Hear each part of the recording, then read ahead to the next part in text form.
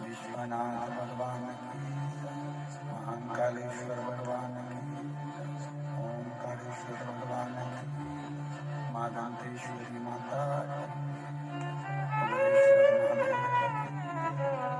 हर हर महादेव, हर हर महादेव, हर हर महादेव।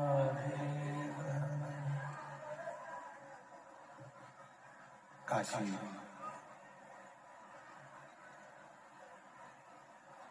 विश्वनाथ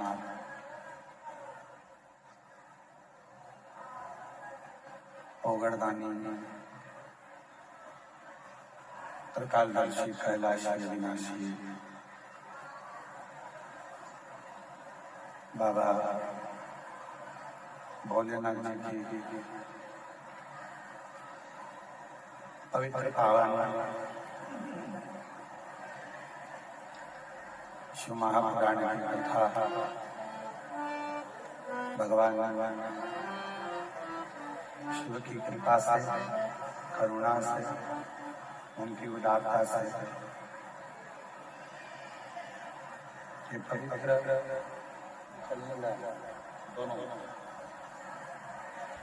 पवित्र पावन शिव कथा का श्रवण करने का सौभाग्य बाबा देवदेव महादेव की कृपा से, करुणा से, उनकी उदारता से आप और हमको प्राप्त हुआ।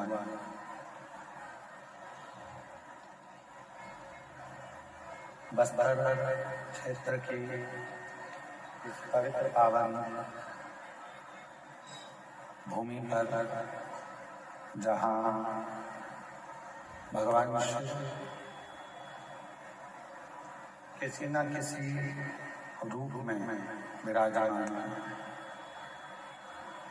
ऐसी पवित्र धरा पर दंतेवाड़ा के इस गिदम क्षेत्र में भगवान शिव की पवित्र कथा श्रवण करने का पवित्र कथा श्रवण करने का सौभाग्य भगवान शिव की कृपा से आप और हमको प्राप्त हुआ है।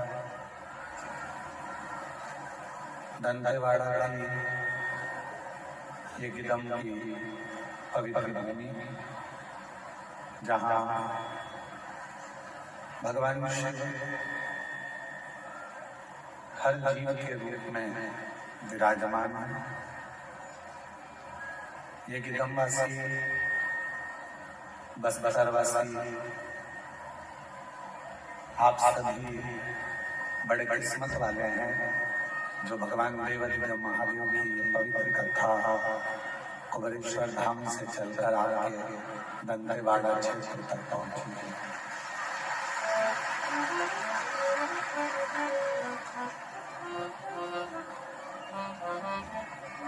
कथा के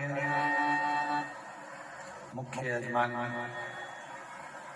स्वर्गीय अविनाश जी तिवारी, स्वर्गीय मीरा जी तिवारी, स्वर्गीय जी तिवारी जी की स्मृति में श्री विजय प्रसाद तिवारी, श्रीमती कमला तिवारी, श्री अभिलाष तिवारी, डीले कम करो आवाज क्लियर करो, अभिलाष तिवारी, श्रीमती श्यामा तिवारी, श्री अभिनव तिवारी, श्रीमती शुभांगी तिवारी, श्री सुशील तिवारी, श्री अमित अरुणा तिवारी, श्री अनु मेह तिवारी, श्री अभिजीत जी तिवारी।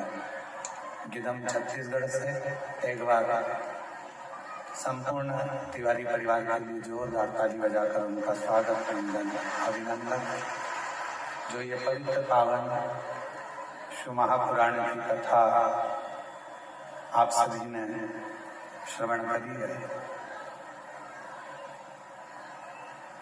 और इस पवित्र कथा में जिन्होंने प्रत्यक्ष अप्रत्यक्ष रूप से सहयोग प्रदान किया पूरी समिति विधायक महोदय श्री चेतराम अटानी जी, विधानसभा दंतेवाड़ा विधायक छत्तीसगढ़,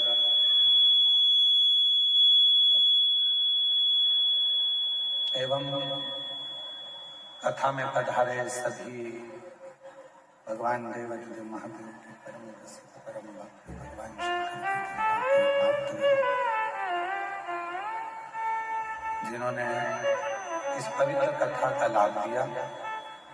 कथा में विराजमान सभी संत साधु अतिथि जन ब्राह्मण जन तपस्वी साधक उपासक और जो भी इस पवित्र बस्तर क्षेत्र की कथा को बहुत मेहनत के साथ, बहुत परिश्रम के साथ में, बहुत परिश्रम के साथ शंभु परिश्रम के साथ में सहयोग प्रदान कर इस कथा को आगे बढ़ा रहे हैं, उन सभी को नमन करता हूँ।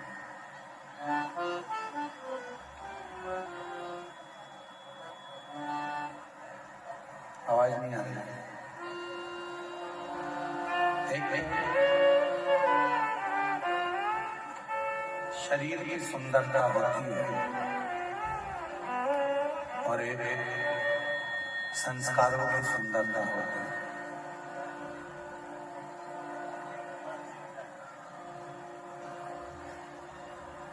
एक शरीर की सुंदरता है, एक संस्कारों की सुंदरता है, दो सुंदरता है। नहीं आ रही, आवाज नहीं आ रही, स्पीकर चलाओ, स्पीकर। एक शरीर की सुंदरता है और एक संस्कारों की सुंदरता है, दूसरी।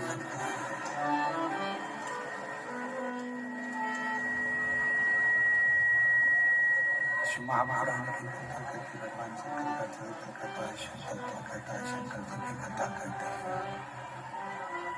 शंभु शंभु शंभु शंभु शंभु शंभु शंभु शंभु शंभु शंभु शंभु। शिव महापुराण की कथा करती है। शरीर की सुंदरता हो सकता है कि थोड़े दिन में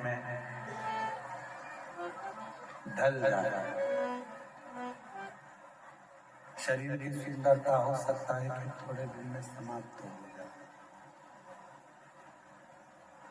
पर संस्कारों की जो सुंदरता होती है, संस्कारों की जो सुंदरता, वो संस्कारों की सुंदरता कभी अंतिम क्षण तक भी समाप्त नहीं होती। प्रेशर बढ़ाओ, प्रेशर नहीं आ रहा है सभी जगह। शरीर की सुंदरता हो सकता है कि एक समय ऐसा आए कि वो शरीर की सुंदरता सब धरी की धरी रह जाए, पर शिव महापुराण की कथा कहती है संस्कारों की जो सुंदरता है, वो संस्कारों की सुंदरता कभी समाप्त नहीं होती, वो सुंदरता हमेशा रहती है, वो सुंदरता कभी समाप्त नहीं होती, कभी। इसलिए महापुराण की कथा करती है, भगवान शंकर का चरित्र करता है, शिव तत्व करता है, शंकर भगवान का पवित्र चरित्र वर्णन कर रहा है, भगवान शंकर का पवित्र चरित्र कर रहा है। जितना बन सकता है अपने संस्कारों को प्रखर करने का प्रयास है। ये शिव महापुराण की जो शुरुआत हुई, शिव महापुराण का जो प्रारंभ हुआ वो 16 संस्कार से।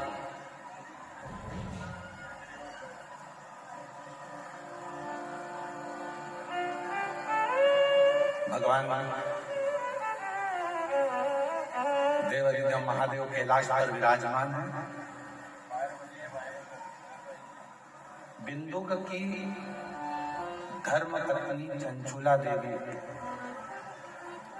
और वो चंचुला देवी बिंदु की धर्म पत्नी जो अपने पति की मुक्ति के लिए, पति के मोक्ष के लिए तुमरुका जी के पास में जाकर प्रार्थना करती है शिव महापुराण में, और विनय करती है, निवेदन करती है कि मेरे पति की मुक्ति हो जाए, मोक्ष हो।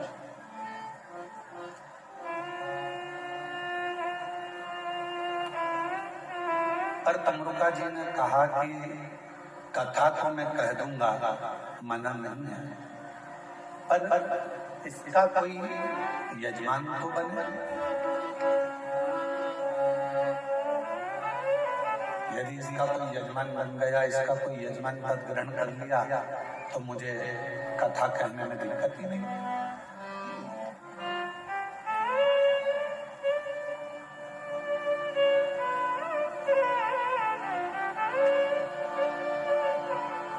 विजय प्रसाद जी तिवारी जी शिव महापुराण जवाब लेने के लिए आए थे कि हमारे बस्तर क्षेत्र में, दंतेवाड़ा क्षेत्र में शिव महापुराण की कथा होना चाहिए। हमारा क्षेत्र वनवासी और आदिवासियों का क्षेत्र है। तब आपने एक बात कही थी, हमने पूछा था कि ये कथा कौन करवाए, तो हमारे श्री विजय प्रसाद तिवारी जी बोले थे, गुरु जी मैं तो इस कथा को नहीं करा सकता, पर इतना जरूर है कि दंतेश्वरी माता इस कथा को अपने क्षेत्रवासियों के लिए जरूर।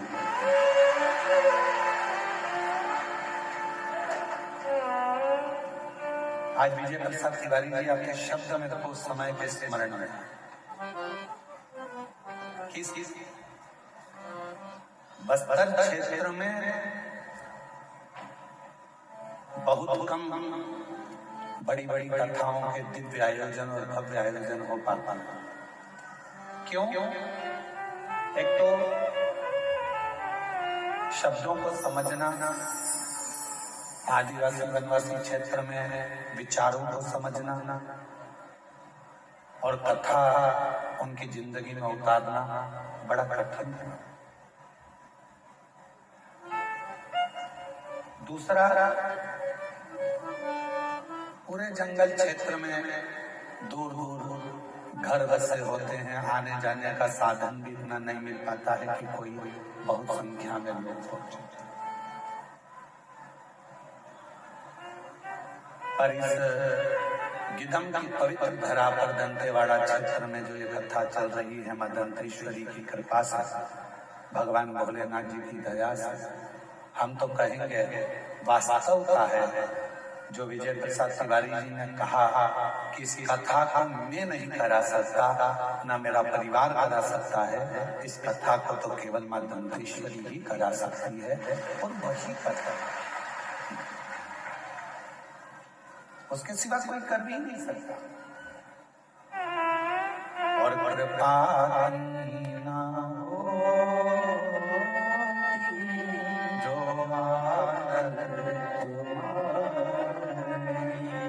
तो सुनी अदा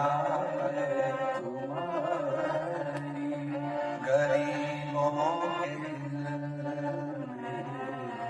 जरा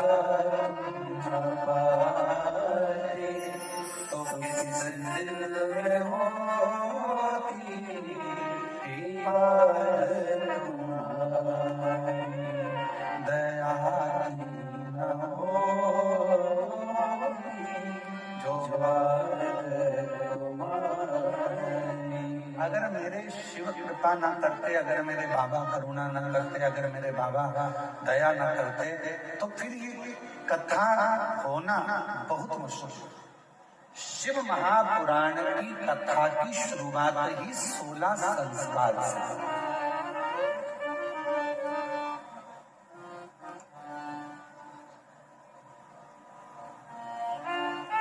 चंचला देवी कह रही है कि मेरे पति के लिए कथा सुनना है। यजमान कौन बनेगा? शंकर पार्वती जी से जाकर निवेदन करा, विनती करी। शिव पार्वती यजमान बनने को तैयार आ गए। 16 दिन तक पार्वती जी भी तैयार हुई हैं और 16 दिन तक भगवान शंकर भी श्रृंगार करा। पार्वती जी ने 16 दिन तक जो श्रृंगार करा वो 16 श्रृंगार हुए हैं, और भगवान शंकर ने जो 16 दिन तक श्रृंगार करा वो 16 संस्कार हुए हैं। ये कथा की शुरुआत संस्कार से।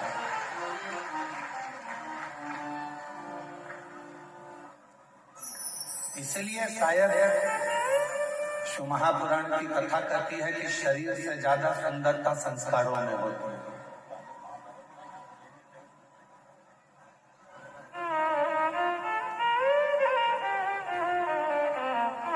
बहुत ऊपर चढ़ना है, बहुत उन्नति की सीढ़ी पर चढ़ना है आपको। एकदम अकड़ कर चढ़ोगे कि झुककर चढ़ोगे? जम के बोलो जरा। अगर पहाड़ के ऊपर चढ़ना है, अकड़ कर चढ़ोगे तो पीछे की पीछे लुढ़क जाओगे, गिर जाओगे। इसलिए ऊंचाइयों पर चढ़ने के लिए थोड़ा झुकना पड़ता है। उसी तरह उन्नति की सीढ़ी पर चढ़ने के लिए जगत में झुककर चलना पड़ता है, तब ऊपर बढ़ सकते। आप बहुत ऊपर जाना चाहते हो, बहुत उन्नति की सीढ़ी पर चढ़ना चाहते हो, बहुत आगे बढ़ना चाहते हो, बहुत तरक्की करना चाहते हो, तो आपको थोड़ा झुककर चलना पड़ेगा। थोड़ा नम्रता के साथ चलो, अपने शुद्ध विचारों के साथ चलो, शुद्ध भाव के साथ चलो। और जब आप नम्रता के साथ में, शुद्ध विचारों के साथ में, शुद्ध भावों के साथ में जब चलोगे तो जीवन एक आनंद की ओर बढ़ता चले। हम क्या कर रहे हैं? अकड़ कर चलना चाहते हैं।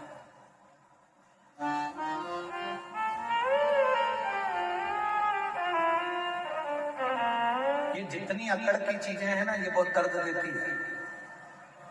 ये पांव ज्यादा अकड़ते हैं तो दर्द देते हैं, हाथ अकड़ते हैं तो दर्द देते हैं, ये पीठ अकड़ती है तो दर्द देती है, पंजा अकड़ता है तो दर्द देता है। ये जितनी अकड़ की चीजें, ये दांत ज्यादा अकड़ते हैं, खा जाऊं खा जाऊं खा जाऊं, तो ये भी तकलीफ देते हैं। संसार में जितनी अकड़ की चीजें हैं ये सब तकलीफ देने वाली हैं। और जिसने अपनी जिंदगी में नम्रता धारण कर ली वो कभी तकलीफ नहीं देती। जैसे हमारी जिह्वा नम्रता रखती है, नम्र भाव रखती है, इसलिए वो कष्ट नहीं देती, वो कष्टता नहीं देती। उसमें नम्रता है, नम्रता का भाव है उसके अंदर, वो नम्रता के अंतर्गत रहती है, उसके अंदर नम्रता है। नम्र शरीर की सुंदरता इतनी श्रेष्ठ नहीं है जितनी संस्कारों की सुंदरता। संस्कारों की ज्योति। आप में से कितनी माताएं बैठी हैं और कितने मेरे जीजा जी बैठे हैं, कितनी मेरी बेटियां, कितने मेरे बेटा, कितनी मेरी माताएं, कितने मेरे बुजुर्ग बैठे हैं। आपके घर के बच्चे सुबह उठकर आपको प्रणाम करते हैं। कितनी माताएं बैठी हैं, जरा हाथ को उठाओ जरा, जिनके बच्चे सुबह उठकर प्रणाम करते हो। मम्मा प्रणाम, धोख लगाई, प्रणाम किया, नमन किया, उठते से ही हर हर महादेव बोला, जय श्री राम बोला, जय श्री कृष्णा बोला, जय मां दंतेश्वरी बोला, श्री शिवाय नमस्तभ्यम बोला, कुछ भी बोला। और सुबह से उठकर अपने माँ बाप को जो प्रणाम करते हैं, कितनी माएँ बेटी हैं जिनके बच्चे रोज प्रणाम करते हैं? जरा हाथ उठाओ तो जरा, बहुत कम है, बहुत कम। रखो हाथ नीचे। आज से नियम बनाओ, अपने बच्चों को थोड़ा झुकाना चालू करो। जो बांस, जो बांबू गीला होता है, नम होता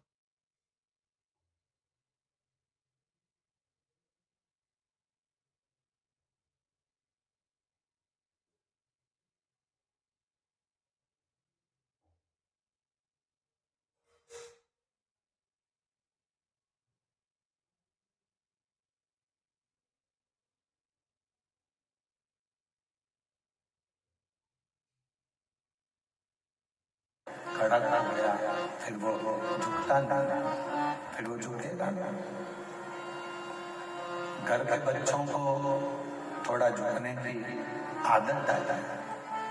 अगर आज बच्चे झुकेंगे तो तुम्हारी जिंदगी भी सवरे रहेगी। पर इनको झुकाओगे कैसे? डायरेक्ट तुम बोल दोगे कि चलो झुको तो झुक जाएंगे क्या? अरे बोलो तो जमते। तुमने बोल दिया 1-2 दिन झुक जाएंगे, 2-4 दिन झुक जाएंगे, पर बाकी के दिन थोड़ी ना झुकेंगे। शंभू, तुमने डायरेक्ट कह दिया कि झुक जाओ, तो क्या वो झुकेंगे?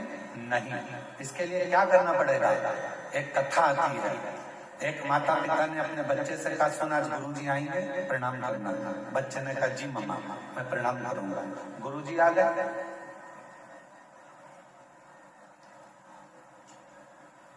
पिताजी ने कहा चलो गुरुजी को प्रणाम करो। बच्चे ने कहा नहीं करना। क्यों? तू तो कह रहा था कि मैं गुरुजी को प्रणाम करूंगा, फिर क्यों नहीं करना? मेरे को नहीं करना। पिताजी ने समझाया, बेटा अपने गुरुजी ने प्रणाम कर, नहीं कर रहा। पिताजी ने 2 थप्पड़ दिए धरकर, अपने गुरुजी ने प्रणाम नहीं कर। थोड़ी देर बाद माँ ने समझाया, बेटा अपने गुरुजी हैं, प्रणाम करो। नहीं करा। जब नहीं करा, माँ ने भी 2-4 थप्पड़ दे दिए धरकर। माँ ने भी 2-4 थप्पड़ दिए, फिर भी प्रणाम नहीं करा। चलो बेटा प्रणाम करो, नहीं करा, फिर माँ ने मारा। इतने में गुरुजी देख रहे थे कि माँ भी उसको मार रही है, पिता भी उसको मार रहे हैं। तब गुरुजी ने कहा, क्यों मार रहे हो? कहा प्रणाम नहीं कर रहा। इतने में गुरुजी ने कहा, वो प्रणाम नहीं कर रहा तो मत करने दो, कम से कम तुम दोनों तो प्रणाम करो। और जैसे ही माँ बाप ने झुककर प्रणाम करा, इतनी देर में बच्चे ने साष्टांग दंडवत कर दिया। अर्थात ये हमारा गायत्री परिवार कहता है, गायत्री परिवार कहता है कि हम सुधरेंगे। बोलो बोलो जम के बोलो, युग सुधरेगा, हम बदलेंगे। कब बदलोगे?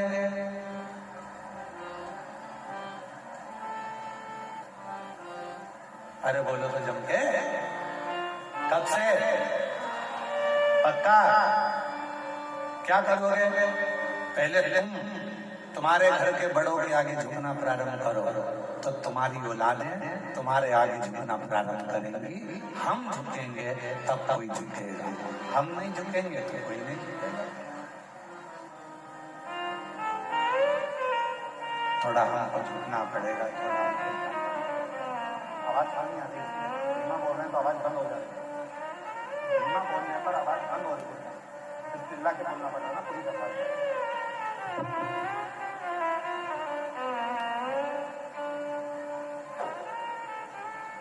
जब हम झुकेंगे तो आने वाली पीढ़ी झुकेगी, और हम नहीं झुकेंगे तो वो झुकने वाले बनेंगे। इसलिए शरीर और संस्कार दोनों ही बड़े प्रबल हैं। शरीर की सुंदरता से ज्यादा जरूरी है संस्कारों की सुंदरता।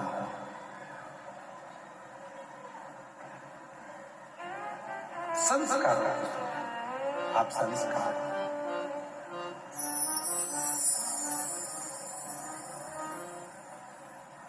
और महादेव नमन चरणों में स्वीकार कीजिए सबका किया है मेरा उद्धार कीजिए उद्धार कीजिए है त्रिपुरारी हे त्रिपुरारी हे त्रिपुरारी हे त्रिपुरारी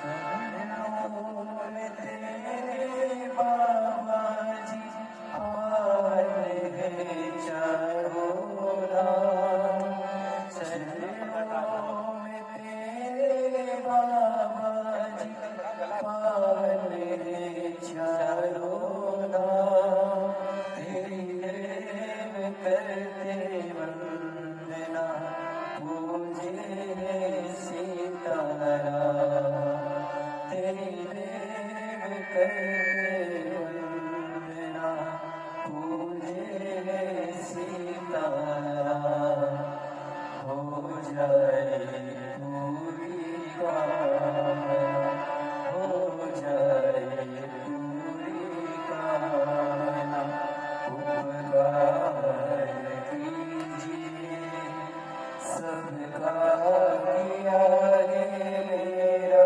भी उद्धार कीजिए उद्धार कीजिए हे त्रिपुरारी हे त्रिशूलधारी। अपने घर के बच्चों को संस्कार दो। शरीर की सुंदरता से ज्यादा जरूरी है संस्कारों की सुंदरता।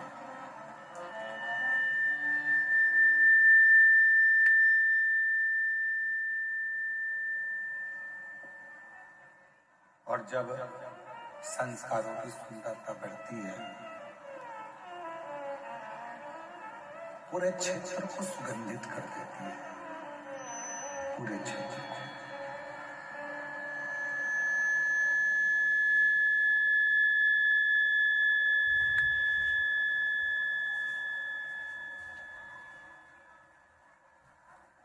संस्कारों की सुंदरता केवल घर तक सीमित नहीं रहती। संस्कारों की सुंदरता पूरे क्षेत्र को, समाज को, अपने रिश्ते को, अपने नातों को, अपने कुटुंब को, सबको श्रेष्ठ बना देती। सबको श्रेष्ठ। देखिएगा जरा महापुराण का एक कितना सुंदर व्याख्यान है। सूर्यदेव के पुत्र हैं श्री शनि महाराज और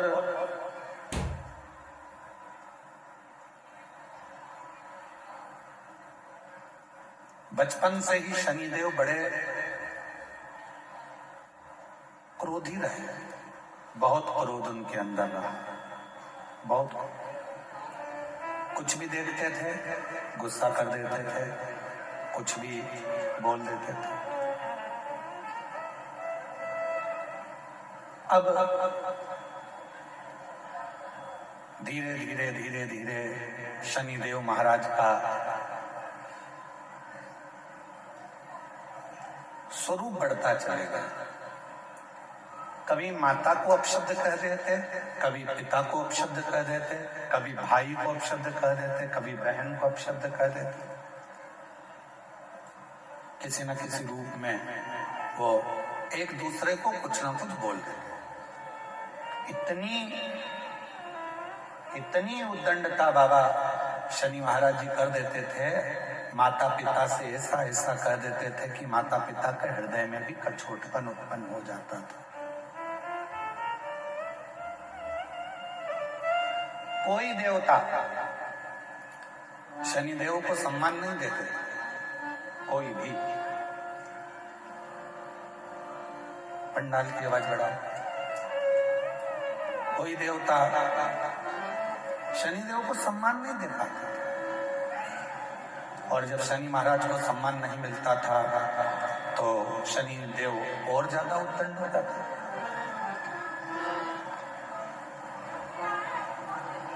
अब केवल शनि महाराज की कथा मत सुनो, अपने घर के बच्चों को भी देखो।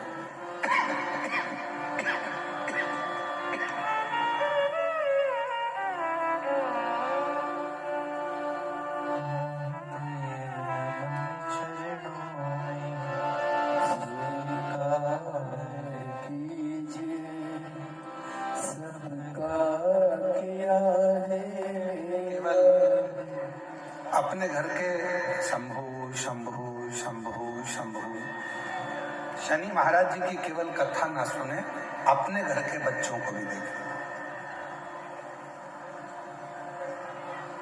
पूरे घर में कोई कोई बच्चे ऐसे भी होते हैं जो बहुत उद्दंडी होते हैं। माँ समझा रही है नहीं मान रहे, पिता समझा रहे हैं नहीं मान रहे, रिश्तेदार आए दिन कोई ना कोई बात लेकर आ जाता है, कोई ना कोई बात लेकर।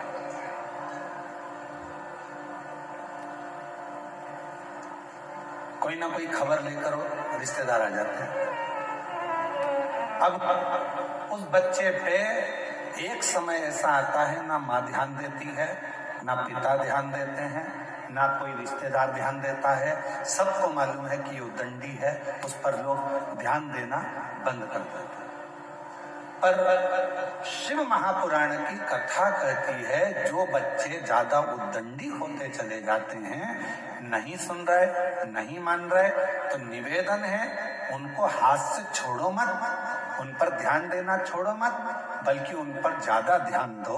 और होता है, हमने कई स्कूलों में देखा है, जो अच्छे पढ़ने वाले बच्चे होते हैं, अच्छे पढ़ने वाले बच्चे होते हैं, बहुत विद्वान बच्चे होते हैं, तो उनको सबसे आगे वाली रो में रखते हैं। बोलो बोलो, सही है कि गलत है? आप देखिए बड़े बड़े स्कूलों में, प्राइवेट स्कूलों में, अन्य स्कूलों में, जो बच्चे पढ़ने में सबसे ज्यादा होशियार हैं उनको सबसे आगे की लाइन में रखा जाता है। फिर उससे जो पढ़ने में थोड़े कमजोर हैं उनको पीछे की लाइन में रखते हैं। फिर उससे भी ज्यादा जो पढ़ने में कमजोर है उसको तीसरी लाइन में रखते हैं। फिर उससे भी ज्यादा जो कमजोर है उसको लास्ट आखिरी की लाइन में रखते हैं। बोलो जम के, सही है कि गलत है? पर होना क्या चाहिए? जो पढ़ने में होशियार है, पहले से उसमें बुद्धि अच्छी है, तो उसको तुम्हारे ध्यान केंद्रित करने की जरूरत ही नहीं है। इसको करो पीछे, और जो पढ़ने में होशियार नहीं है, जो जानता नहीं है, जो पढ़ना जानता नहीं है, उसको रखो आगे। तो टीचर हो तुम, बार बार टोकोगे, समझाओगे, देखोगे, ध्यान दोगे, तो जो नहीं पढ़ने वाला भी है वो भी एक दिन पढ़कर अव्वल निकल सकता है, आगे बढ़ सकता है। पर टीचरों ने करा क्या? एक उल्टी रीति अपनाई। जो पढ़ने में होशियार है ए नंबर में, जो पढ़ने में कम होशियार है वो बी नंबर में, जो पढ़ने में और कम होशियार है वो सी नंबर में, और जो पढ़ने में एकदम गड़बड़ है वो डी नंबर में। सबसे आखिरी में उसको बिठाया जो पढ़ने में होशियार है ही नहीं।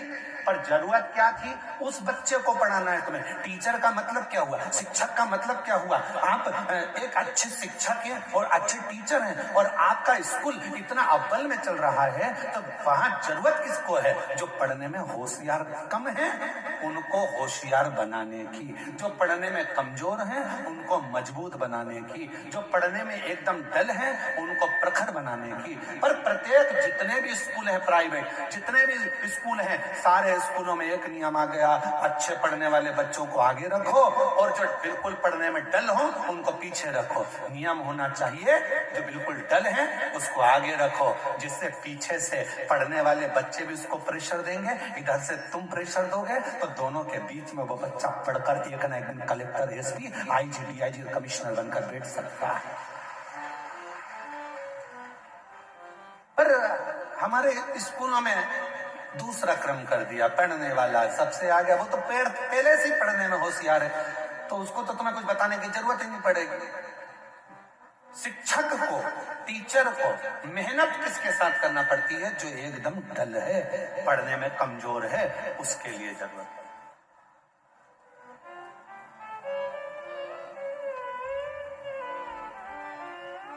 और उल्टी रीति है। सारे अच्छे पढ़ने वाले आगे बैठ जाओ, खुश। अब जो बिल्कुल डल है, पढ़ने में कमजोर है, वो पीछे क्या करेगा?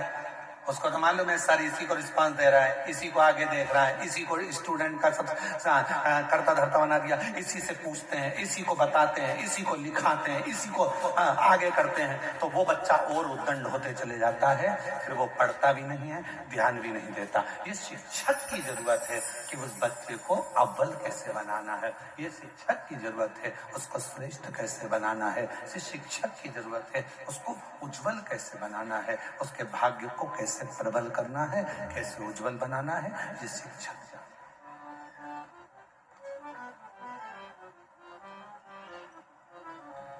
ये उसके ऊपर।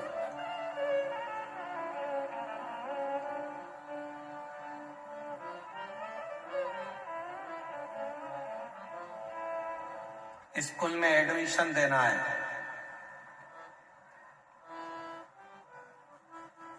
क्या आता है तुम्हारे बच्चे को? क्या आता है तुम्हारे बच्चे को? माँ बोलना आता है, पिता बोलना आता है, नमन करना आता है, प्रणाम करना आता है, संस्कारों में ढला हुआ है। इसको और कुछ सिखाया है?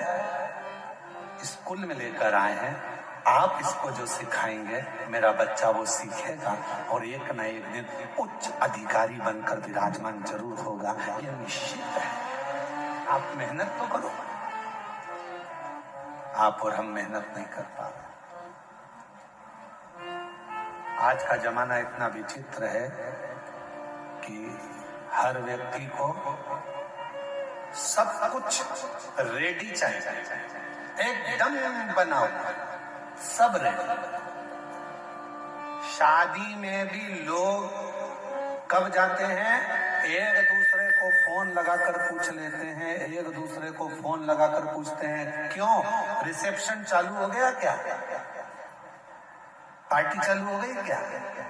अब उनको ये मतलब नहीं है कि दूल्हा आया कि नहीं आया, दुल्हन आई कि नहीं आई, वरमाला हुई कि नहीं, कौन आया कौन नहीं आया, कौन समझा कौन नहीं समझा, उसे कोई मतलब नहीं है कि कौन आ रहा है कौन नहीं आ रहा है, कौन वरमाला हो रही है कौन रिश्तेदार है, उसे कोई मतलब नहीं। उसको तो एक ही चीज, क्यों रिसेप्शन चालू हो गया क्या, भोजन चालू हो गया क्या, सब रेडी मिल जाए तो व्यक्ति वहां पहुंच जाए। माता पूजन में जाना है, नवरात्र देवी जी का पूजन है, शादी में माता पूजन निकल जाना है, क्यों फोन लगा के पूछेंगे, क्यों बाहर निकल गए क्या, माता पूजन चालू हो गई क्या, बैंड बाजे चल दिए क्या? बस एकदम रेडी होना चाहिए तो चल दिए। हर व्यक्ति को, बच्चों को क्या चाहिए? पापा तुम हमारे लिए ये दुकान डाला दो, मम्मी तुम हमारे लिए ये कर दो, बहू कहती है मम्मी तुम हमारे लिए ये कर दो, मम्मी मेरा हाथ का हार बना दो, मम्मी मेरी पाटली बना दो, पापा मेरे लिए ये कर दो।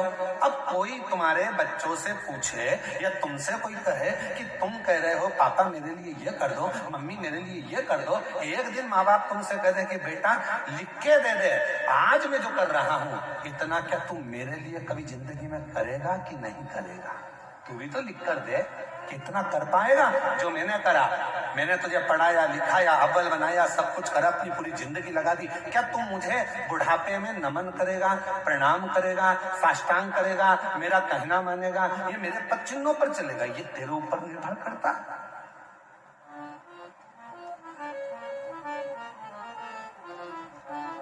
और हम वंचित हैं, वंचित।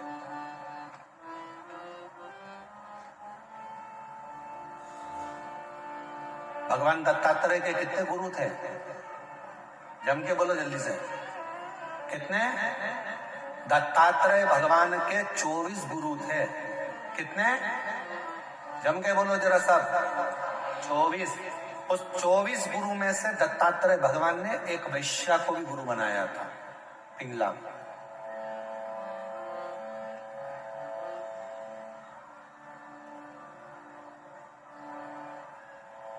दत्तात्रेय भगवान के 24 गुरु में से एक गुरु दत्तात्रेय भगवान पिंगला वैश्या को भी बनाते।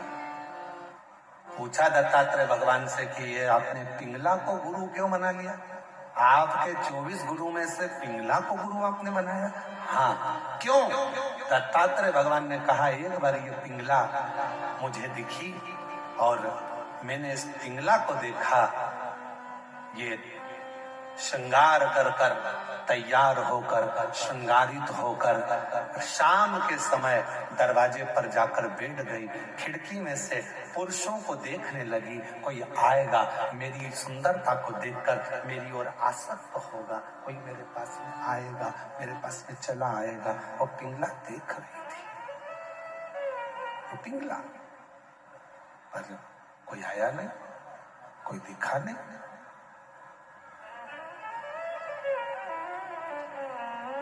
एक दिन निकल गया, दूसरा दिन आया, दूसरे दिन भी कोई नहीं पहुंचा, कोई नहीं, तीसरे दिन भी कोई नहीं पहुंचा। आखिरी में पिंगला को गुस्सा आ गया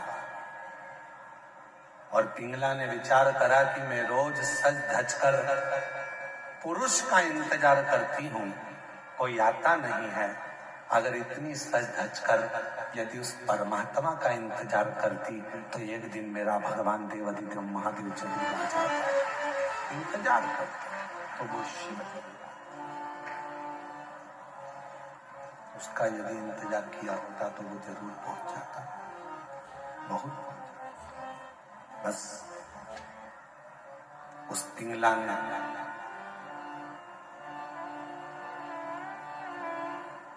वेश्यालय को छोड़ दिया, बैठ गई एक नदी के तट पर और देव अधिदेव महादेव की आराधना में डूब गई, साधना में। अब वो पुरुष को अपनी ओर नहीं खींच रही है, अब वो पुरुष को अपनी ओर लेकर नहीं आ रही, अब वो परमात्मा को अपनी ओर लेकर आ रही। तो दत्तात्रेय भगवान ने 24 गुरु में से एक गुरु पिंगला वैश्या को बनाकर यह उपदेश दिया है, ये ज्ञान दिया है, ये बताया है कि आप जो कुछ भी श्रृंगारित हो, आप जो कुछ भी करो, घर में अगर भोजन भी बना रहे हो तो अपने पति के लिए, अपने बच्चों के लिए बना रहे हो तो ये सोचकर बनाए कि मैं अपने पति या अपने बच्चों के लिए नहीं,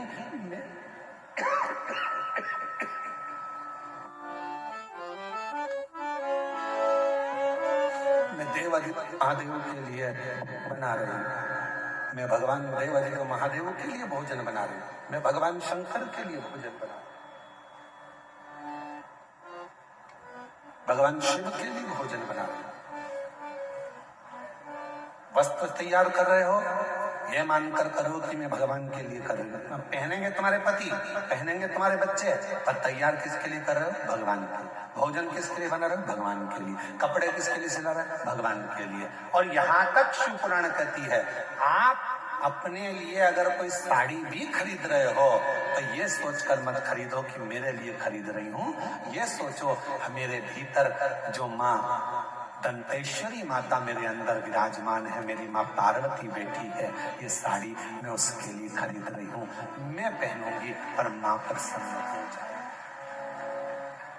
ये मैं पहनूंगी पर मेरी माँ प्रसन्न होगी, मेरी माँ आनंदित होगी, ये उसके लिए खरीदी जा रही है, उसके लिए। और मैंने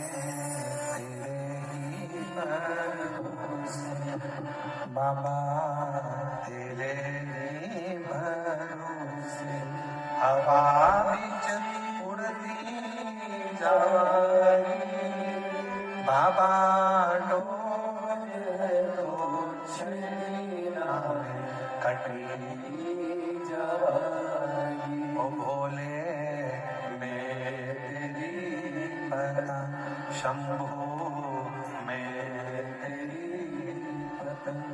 शिव तत्व कह रहा है। 24 गुरु में से भगवान ने एक गुरु पिंगला वैश्या को बनाया, पिंगला वैश्या को गुरु बनाया और उससे भी ज्ञान प्राप्त किया कि ईश्वर को भजो, सत्याग ईश्वर।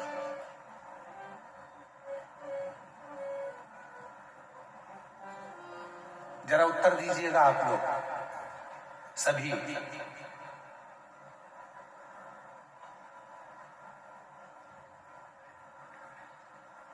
तुम्हारे घर में 50,000 रुपए हैं,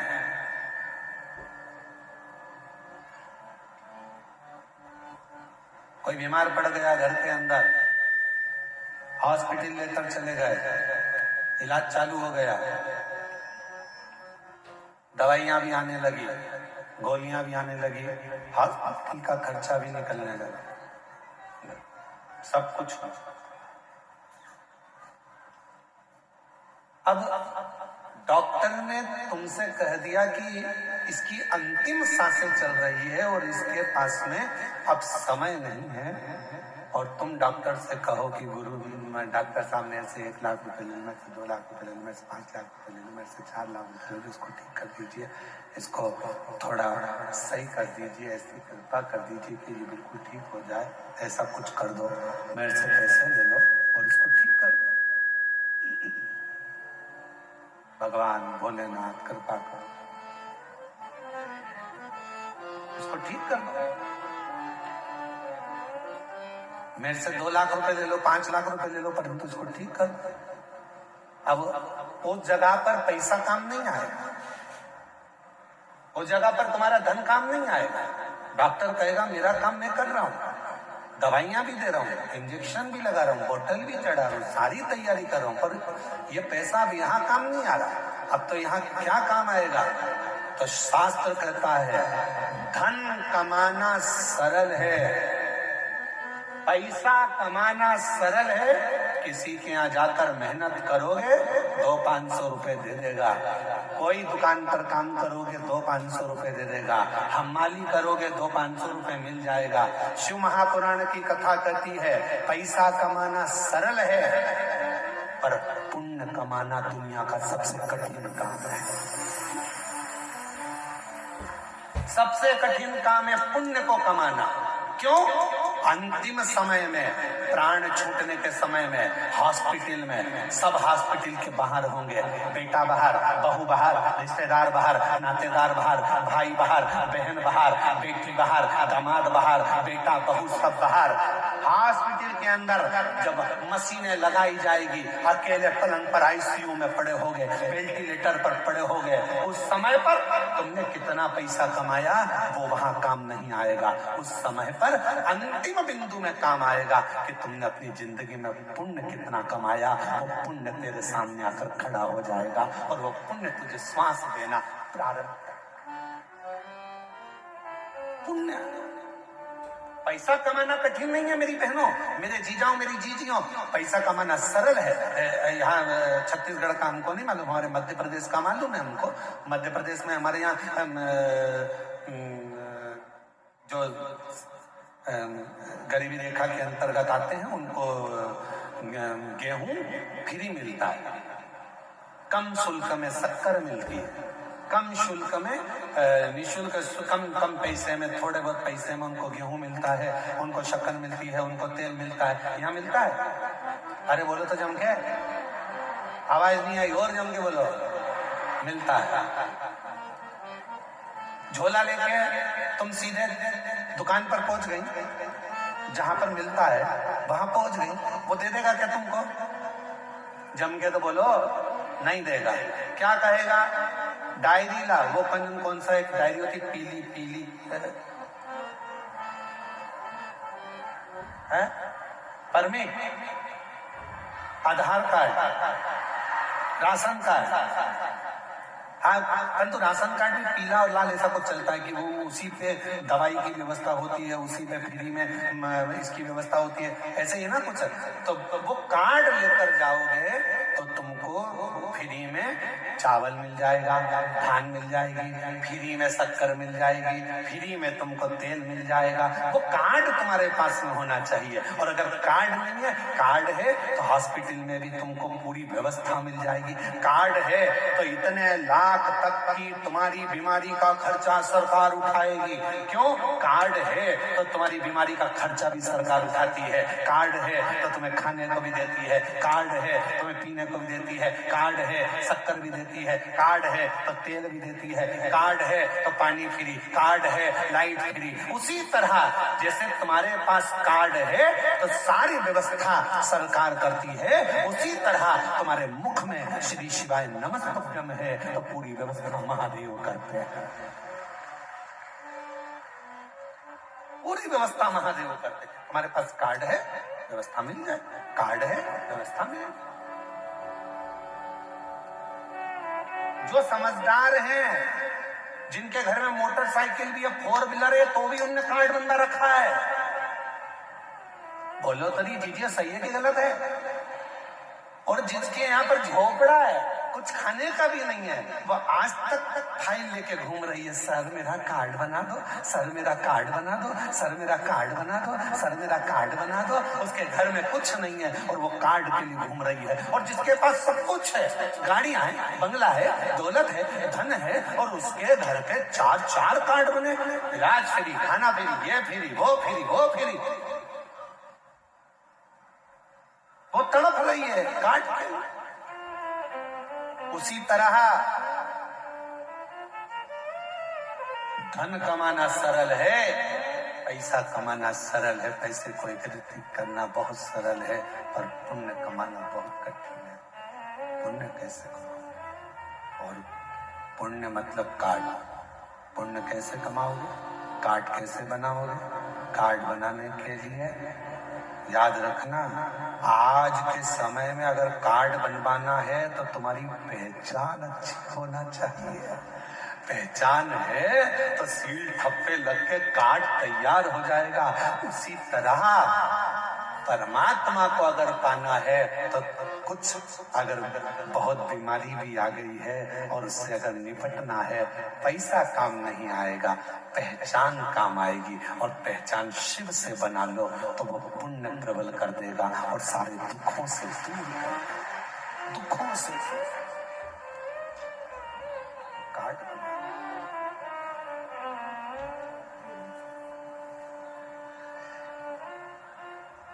बहुत दिन हो गए शिव से बिछड़े, बहुत दिन हो गए भोले से बिछड़े, भोले से बिछड़े, शंभू से बिछड़े, भोले से बिछड़े, शंभू से बिछड़े, भोले से बिछड़े, शंभू से बिछड़े, भोले से बिछड़े, शंभू से बिछड़े, बहुत दिन हो गए भोले से बिछड़े, बहुत दिन हो गए भोले से बिछड़े, बहुत दिन हो गए भोले से बिछड़े, बहुत दिन हो गए।